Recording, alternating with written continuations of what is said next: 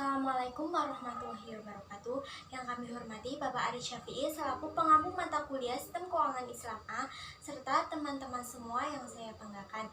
Alhamdulillah pada kesempatan kali ini kita dapat melaksanakan perkuliahan online untuk mata kuliah Sistem Keuangan Islam kelas A. Semoga perkuliahan pada hari ini dapat berjalan dengan lancar. Amin ya robbal alamin. Kelompok 11 akan mempresentasikan hasil dari diskusi kami mengenai zakat dalam sistem keuangan Islam.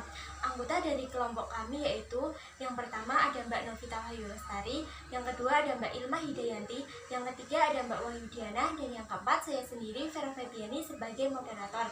Selanjutnya langsung saja ke materi yang akan dibahas.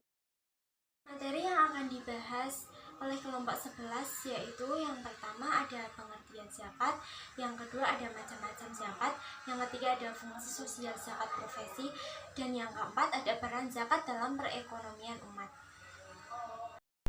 Untuk materi yang pertama akan disampaikan oleh Mbak Novita Wahyu Lestari, yaitu mengenai pengertian zakat. Untuk materi yang pertama, yaitu ada pengertian zakat menurut para ulama madzhab. Yang pertama, menurut madzhab Malikiyah, bahwa pengertian zakat yaitu mengeluarkan sebagian tertentu dari harta tertentu yang telah sampai nisab kepada orang yang berhak menerima, jika kepemilikan atau haul genap 1 tahun telah sempurna selain barang tambang, tanaman, dan harta temuan.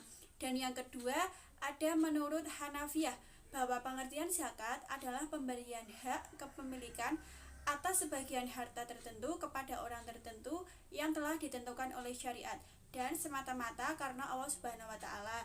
Dan yang ketiga, menurut Syafi'iyah, zakat yaitu nama untuk barang yang dikeluarkan untuk harta atau badan kepada pihak tertentu.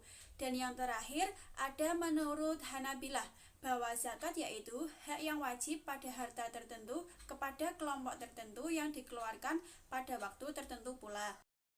Untuk materi yang kedua akan disampaikan oleh Mbak Ilma Hidayanti, yaitu ada macam-macam zakat. Selanjutnya saya akan menjelaskan macam-macam zakat. Zakat terbagi menjadi dua, yaitu zakat nafs atau zakat jiwa. Disebut juga dengan zakat fitrah, merupakan zakat yang digunakan untuk menyucikan diri. Yang kedua adalah zakat mal atau zakat harta, yaitu zakat yang dikeluarkan untuk menyucikan harta apabila harta itu telah memenuhi syarat-syarat wajib zakat. Berikutnya adalah penjelasan mengenai kekayaan yang wajib dizakati.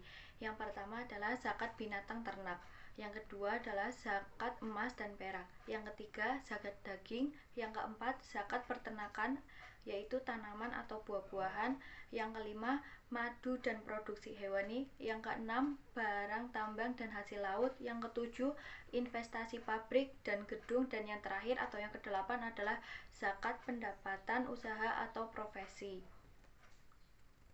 Untuk materi yang ketiga akan disampaikan oleh Mbak Wahyudiana mengenai fungsi sosial zakat profesi.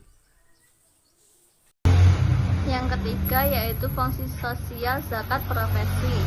Hikmah zakat diantaranya yang pertama yaitu menolong atau membantu kaum duafa yang lemah dengan memberi sekedar untuk dapat memenuhi kebutuhannya. Yang kedua, memberantas penyakit hati dan dengki dari orang di sekitarnya yang berkehidupan cukup. Yang ketiga, dapat mensucikan diri atau pribadi dari dosa dan menjadi murah hati dan peka terhadap rasa kemanusiaan serta mengurangi sifat bagi atau serakah. Yang keempat yaitu dapat menunjukkan terwujudnya sistem kemasyarakatan Islam dan prinsip umatan wahidatan musawah, ukhuwah Islamiyah, dan takaful ijtima.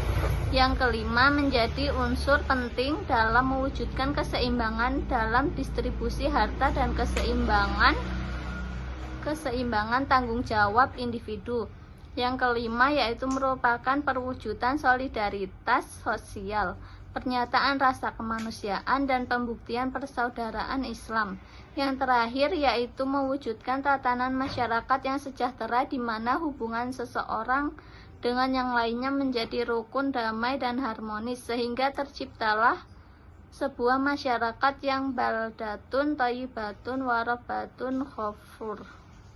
Dan untuk materi yang terakhir, yaitu materi keempat, akan disampaikan oleh Mbak Vera Febiani mengenai peran zakat dalam perekonomian umat.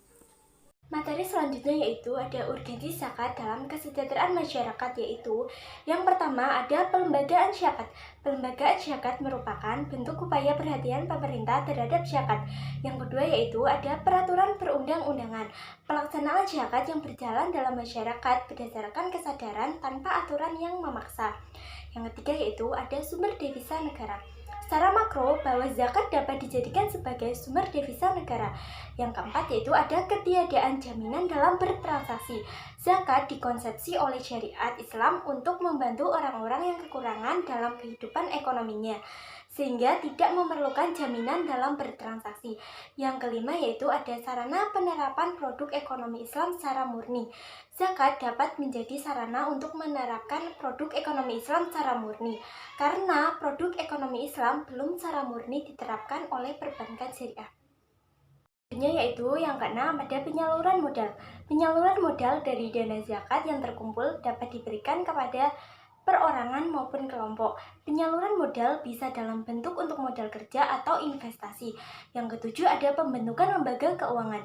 Dalam penyaluran bantuan untuk pengusaha super mikro, lembaga zakat dapat mengembangkan lembaga keuangan mikro syariah. Yang kedelapan ada pembangunan industri. Penyaluran dana untuk modal usaha dan investasi.